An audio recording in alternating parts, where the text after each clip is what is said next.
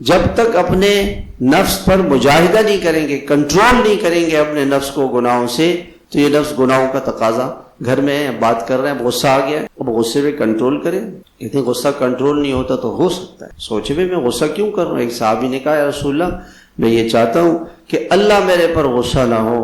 کہتے ہیں اللہ کی مخلوق پہ غصہ ہونا چھوڑ دو، تو اللہ غصہ نہیں ہوں گے آپ؟ یا رسول اللہ میں یہ چاہتا ہوں کہ اللہ مجھے معاف کر دے۔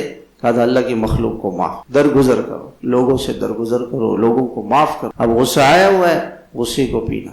جنتیوں کی نشانی اللہ نے کیا بتائی؟ وَإِذَا مَا غَضِبُوا هُمْ يَغْفِرُونَ، غصہ آتا ہے وہ معاف کر دیتے، پی لیتے ہیں، برداشت کر لیتے ہیں، صبر کر لیتے ہیں، معاف کرتے ہیں، درگزر کرتے ہیں۔ تو یہ ہے نفس کو روکنا، زبان کو گناہ سے روکنا، آنکھ کو گناہوں سے روکنا۔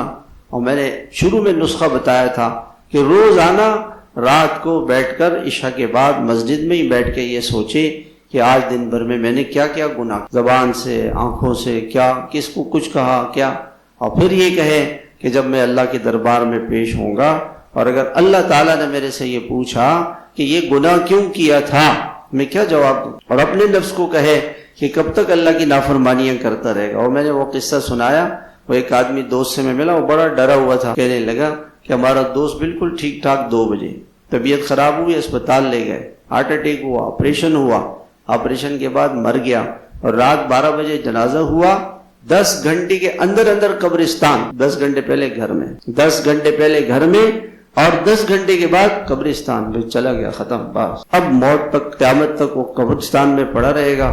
اور جو گناہ کیے تھے آج گناہوں سے توبہ کر لیں، قبر میں تو سب توبہ کریں گے، آخرت میں جب جہنم کو دیکھیں گے تو سب توبہ کریں گے۔ تو روزانہ بیٹھ کر اپنی آخرت کو سوچیں۔